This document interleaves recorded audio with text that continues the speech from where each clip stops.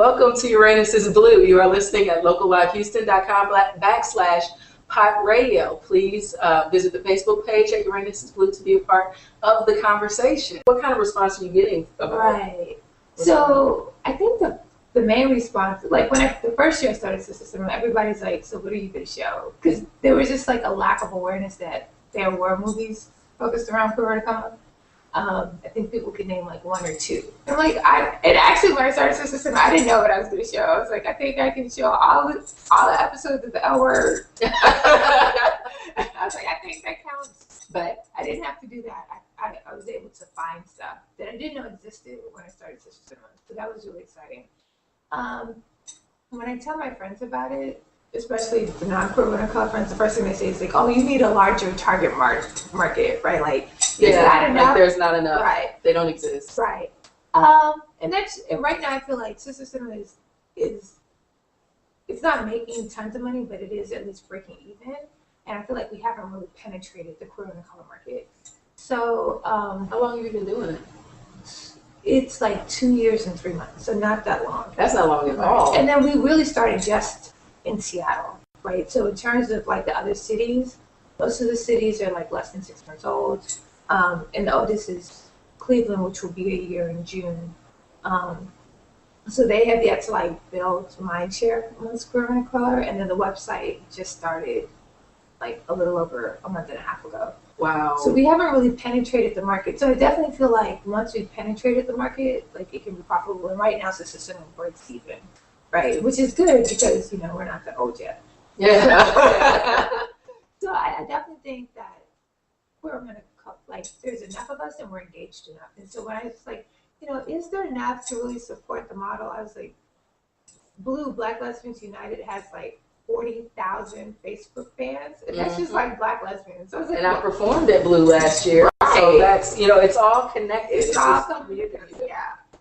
We were talking about a particular issue that happened yes. where that kind of there was some patriarchal, there was some right entitlement issues going on in the crowd. Would you like to speak on that? Yeah. Yes. I mean, and just to reiterate, we do welcome all members of the queer community. So whether you're gay, you're lesbian, you're bi, you're transgender, you're questioning, you're queer, you're ally, you're intersex, the whole alphabet of the queer community. So this member of the queer community who ended up being a white heterosexual man ended up like being the opening question for this post-movie conversation, which I do appreciate him participating in the conversation, but it kind of reframed the conversation. So the focus was less on issues facing queer women of color and more of like an outsider's experience in the community, which is not the mission of Sister Cinema. The mission of Sister Cinema is to really create a space for queer women of color to come together and talk about the problems and the issues that we face, and share our experiences.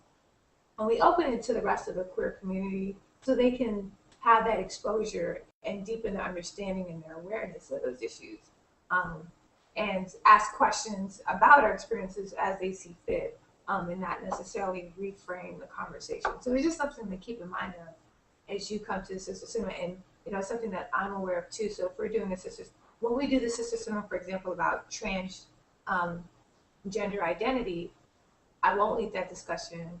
I probably won't talk that much, and I will be there listening because it's I don't really have that much to add. It's not my place to talk. And so just being aware of that at various Sister Cinemas, right? When should you listen and when should you actively participate, and so forth. And I think that's a very important thing to pay attention to as activists in general. There are many ways that privilege play out. I am privileged in a lot of ways. I am privileged being an English speaker in this country. I am privileged being of a certain height and weight in this country. My hair is fly, and that is a privilege. So, when you're interacting with communities that don't necessarily feel empowered in that space or used to being silenced, give them an opportunity to speak first. Even if y'all are sitting there waiting for 10 minutes before somebody opens their mouth for the first time, things like Sister Cinema almost function as kind of a group therapy for the people who are interacting with those topics and who share that common. Right. And it's true. And even though I've never framed it like, but that's 100% right. And it's a therapy session that we're opening it up to the larger public, so you can understand this better. So when and understand where the dialogue comes and like cultural diversity within the queer community, right? Or where those gaps are, where some of those divides come, and hopefully bring down some of those divides, and understand the politics of identity. And so I'm kind of fascinated, like when we do Still Black, the language that will be used and how it'll be framed, like in terms of pronouns, in terms of how you address transitioning and so forth. It's a whole nother language, and how do you speak about that whole process and that whole gender identity in that community in a way that's respectful. I'm excited about all of this. How can I be down? How can you be down? How can I be down? You know how you're gonna be down. You're doing a lot. But for everybody, yeah, she's like, okay, move on. How could the listeners be down if they hear you like, yeah? Definitely like the Sister Cinema Facebook page. So it's facebook.com / Sister Cinema, and Sister is spelled SISTAH, and Cinema is spelled with an S. And so you can find us on Facebook. You can also find us on Twitter. You can visit our website, which is sistercinema.com. You can volunteer for a particular month. And if you just really want to like get knee deep, shoulder deep in Sister Cinema, you could bring Sister Cinema to your city. And if you're interested in that, you can fill out the contact us form on the site, and we can have a discussion on how you can bring Sister Cinema to your town. So those are the ways to get involved. As an organizer, definitely if you're a filmmaker and you've made a movie or a short about queer women of color, send us a trailer and we can consider it. We pretty much have a calendar set for 2013, but we're about to start. We'll make selections for 2014 in September. So send us your trailers if you're a filmmaker. And yeah, so those are the ways. If you're a venue owner, if you're a queer woman of color venue owner and you want to host a Sister Cinema event in an existing city, then that's another great way to get involved. Okay, so what about venture capitalists? If they're just like, I just want to make some money, is that cool with you?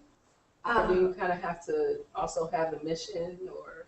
Yeah, so in terms of like being an investor, I think it's too early for Sister Cinema at this stage to just invest. We're also kind of, there's so many great causes all over, so we're kind of reluctant to just take straight donations. So if you want to come and buy a ticket, that's great. So come to Sister Cinema event, buy tickets, buy the filmmakers' movies. Go to Sister Cinema online, rent films. But I don't think that's sustainable to ask for a donation, so I tend not to. We did do a Kickstarter campaign to get the investment to launch Sister Cinema online. Oh, congratulations! Yes, so that was a lot of fun, a lot of work, but a lot of fun. But yeah, so at this point, it's really, you have to be about. So if you want to bring Sister Cinema to your town, you have to understand this is how it works out financially, and really be about creating that space for queer women of color. Like that's more important than anything. It's more important than having that experience or being super. Are you really focused on creating that space for queer women of color? And the most successful cities, that's been their primary focus. What cities are you in? We are in Seattle and Portland. We're in Cleveland and Atlanta. Right now, we will launch in Greensboro in April, and Chicago in May, most likely, and Oakland as well, and then Kingston, Jamaica. So yes, those are the cities that we're in. Right? So how did you find the people to be involved? Did they come to you, or did you go to them, or did you go to the city? Did they? Right. So it's so for everybody except for Atlanta, like they came to me through Facebook. Yes. Oh, maybe. So yeah. So everybody except for Atlanta, they came to me through Facebook. With Atlanta, I started off like I was like, I really want to be in Atlanta. Can somebody tell me who would be a good point person in Atlanta? And it became like somebody's like, you need to talk to this person, you need to talk to that person. And eventually we found Amber Moore, who is the lead for the Real Boys Elf Talk initiative in Atlanta, and now she runs Sister Cinema Atlanta. So Wow. yeah. And Kingston, Jamaica. Kingston, Jamaica. Because look, for anyone who doesn't know, Jamaica is pretty notorious for being against right, queerness, right, gayness. right. So, I mean, to be gay in Jamaica is life-threatening. Right.